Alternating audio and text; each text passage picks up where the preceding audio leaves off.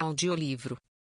Título: O Astro Intruso e o Novo Ciclo Evolutivo da Terra. Ditado pelo Espírito Ramatiz. Psicografado por Urtan de Shida. Julho de 2004. Parte 9. Pergunta: a passagem do astro causará sérios danos à Terra? Ramatiz, por ser essencialmente um orbe acumulado de vibrações embrutecidas, contendo plasmas que sintonizam a desordem e o caos, a influência sobre a Terra abrangerá também a formação de desastres naturais em larga escala, os quais serão antecedidos por acontecimentos marcados pela violência entre os homens. Desencarnes em massa, principalmente de espíritos rebeldes, é o caminho para que estes sejam imantados para o astro, onde iniciarão suas jornadas kármicas. Pergunta: o caminho dos que vão migrar para o astro intruso passa então pelo desencarne? Ramatiz: a estrutura heterodensa do astro imantará seres ignorantes desencarnados que já estavam ao redor da aura terrestre, bem como aqueles espíritos atrasados que deixarão seus corpos densos durante o período caótico que se espalhará no planeta. Não ocorrerão atrações físicas produzindo desaparecimentos misteriosos de indivíduos encarnados, ou mesmo atração de corpos densos para o céu. Isso é pura fantasia. Pergunta: algumas profecias sobre o final dos tempos apresentam homens sendo arremetidos fisicamente ao espaço. O que seria isso então? Ramatiz: tais cenas nada mais são do que as consequências dos fortes maremotos e turbilhões do que afetarão a maior parte do planeta. Os homens não serão arremetidos fisicamente ao espaço, na direção do céu, mas arrastados pela força das águas e dos ventos devastadores na própria terra. Pergunta: muitos homens, em tom sarcástico, costumam afirmar que não estarei mais aqui, por isso não me incomodo, quando este ou aquele desastre natural ocorrer, conforme previsões da ciência para grandes mudanças climáticas ou explosões no sistema solar. Podem falar o mesmo sobre o astro intruso. Ramatiz: quando a ciência prevê o fim do sistema solar, ou grandes mudanças na estrutura da Terra, com o avanço significativo do mar, por exemplo, faz projeções para tantos milhares de anos à frente, que desperta entre os encarnados esse tipo de observação mordaz. No caso da passagem do astro intruso, os homens terão de aceitar a realidade de que eles poderão estar aqui sim, sejam encarnados ou desencarnados, pois tais afirmações jocosas envolvem mentes materialistas que não veem além da crosta densa terrena, descuidando-se da transcendência espiritual. Portanto, todos os encarnados e desencarnados que tiverem decretado o próprio juízo final, pelas imprudências e imperfeições que desenvolveram no planeta, estarão sintonizados com o astro, independentemente do fato de estarem encarnados ou não. A única diferença é que os encarnados que migrarem serão conduzidos de volta ao mundo etéreo pelos processos de elevada violência, que sacudirão o planeta pela aproximação do astro. A rigor, o presente cotidiano da Terra, com o aumento da violência urbana, guerras, epidemias e desequilíbrios naturais, já é pequena amostra do porvir dos próximos anos, quando o astro estará cada vez mais perto e suas vibrações negativas mais intensas.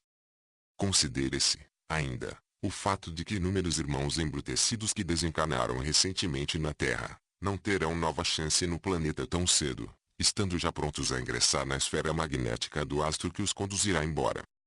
Portanto, afirmações sarcásticas quanto ao fenômeno devem ser substituídas pela percepção que revela a realidade evolutiva de cada um, encarnado ou não. Nunca a autocrítica foi tão necessária na história recente da Terra.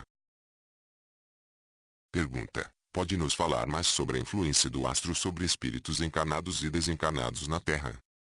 Ramatiz: no contexto global, todos os que se encontram encarnados na Terra, ou mesmo os desencarnados em planos espirituais sintonizados com o plasma denso, serão atingidos de alguma forma, isso é inevitável. Mas o nível de influência sobre cada espírito decorre de seu estado evolutivo. A força da atração será maior sobre aqueles que apresentam, em seus registros vibratórios, sintonia adequada com as energias que emanam do astro, configurando alta correlação positiva em termos de hipótese matemática, que fornecerá os indícios sobre aqueles que de fato serão afastados do planeta. Entendam que apresento a medida de correlação como raciocínio sobre as grandes matrizes associativas dos princípios mentais de cada espírito, em relação às energias contidas no astro e por ele emanadas. baixas correlações positivas, entretanto, não se estabelece como suficientes para forte atração, tendo em vista que não existem seres perfeitos além de Deus.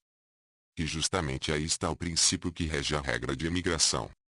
Que, antes de ser uma fronteira numérica, indicando a transferência daqueles que estão acima de determinada correlação energética com o astro, preocupa-se, também, com outra medida psíquica, a inclinação moral de cada espírito. Dessa forma, o processo de atração, além de estar vinculado à sintonia em termos de forte associação, ou correlação, é pertinente à tendência de comportamento de cada espírito. Ou seja, a tangente, ou inclinação, que orienta a conduta individual numa análise psicométrica. Por esse motivo, o astro intruso não apenas age sobre a inclinação do corpo físico da Terra, determinando o novo eixo, mas também identifica a inclinação moral de cada espírito, formando o conjunto natural daqueles que deverão emigrar do planeta. Pergunta: ficou explicada a forte correlação positiva entre vibrações individuais e as emanadas do astro, como um fator primordial de atração. Isso significa dizer que aqueles que apresentam correlação negativa estariam imunes à atração? Ramatiz: em termos de raciocínio matemático, sim, pois significa que suas respostas comportamentais são, fundamentalmente, contrárias aos estímulos grosseiros e imperfeitos. Para a grande maioria dos influxos contraproducentes percebidos, a reação desses espíritos é adversa, no senso de repelir, pela evolução moral já conquistada, valores que não se coadunam mais com suas mentes voltadas para Deus. Nessa categoria estão espíritos evoluídos que não se encontram mais presos à crosta terrestre. É importante compreender que numa relação de determinação associativa, como a correlação vibracional com o astro, valores altamente positivos indicam interação e sintonia, enquanto inexistência de correlação assumindo valor zero, ou mesmo abaixo de zero, demonstra predisposição de rejeição à negatividade emitida pelo astro. Cada um pode, assim, estar positivo para aceitar as vibrações do astro intruso, dando resposta afirmativa, ou, por outro lado, estar negativo para elas, rejeitando-as. Lembre-se de que se alguém se torna negativo para o negativo, tem como produto carga magnética de sinal positivo que anula a imperfeição. Mas, quem se apresenta positivo para a emanação negativa do astro demonstra aceitá-la, pois também está produzindo energia de sinal negativo. E então será atraído. Esse é o raciocínio matemático. Pergunta: suas afirmações anteriores seriam de que os homens desvinculam-se voluntariamente dos efeitos da passagem do astro. Ramatiz: o escopo da passagem do astro não é apenas o planeta Terra em si, mas principalmente os homens e os espíritos que nele se encontram, e que não souberam construir em seus próprios íntimos a edificação espiritual de que tanto necessitavam. Perderam mais uma oportunidade em suas vidas cósmicas. Problema que só pode ser corrigido pela habitual paciência divina, que conjuga perdão e renovação em sua essência. Pergunta: muitos espíritos desencarnados possivelmente serão testemunhas da partida de entes queridos no astro intruso. Isso os perturbará. Ramatiz: da mesma forma que a morte do corpo físico separa entes queridos, o fenômeno de atração do astro intruso também provocará eventos similares. E, assim como a separação pela morte do corpo físico é momentânea, pois o mundo espiritual promove reencontros nos caminhos da evolução, o mesmo ocorrerá entre aqueles que partirem e os que permanecerem na Terra. Os homens que ainda se encontram encarnados sofrem com a sensação de imobilismo e de impotência frente à grandeza do universo. Por estarem limitados pela matéria não possuem o senso de expansão do ser, que na prática é a capacidade de exercitar as múltiplas funções da mente. E imaginam que separações dessa natureza representam o adeus definitivo entre entes queridos. Se assim fosse, estaríamos admitindo que Deus separa irmãos de forma cruel e fria, deixando-os ao sabor da eterna saudade e sofrimento. Mas o Pai promove essas separações momentâneas justamente para que ocorram uniões definitivas, quando, após aprendizados obtidos em várias moradas, os espíritos passem a vibrar nas mesmas sintonias mentais descobrindo a luz que os envolve. Ocorrem, então, os reencontros que estabelecem a plena felicidade de famílias espirituais e de chamas gêmeas de sintonia espiritual similar. Pergunta: é possível a presença de obreiros de luz trabalhando no astro intruso? Ramatiz: Deus é onipresente.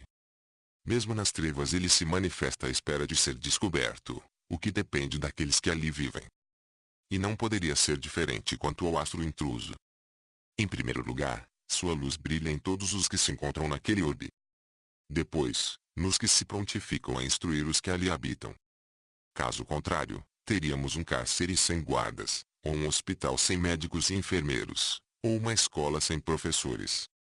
Os espíritos ignorantes estariam condenados à eternidade das provações, por não encontrarem quem lhes mostrasse o caminho da redenção, vivendo no círculo sem fim do sofrimento.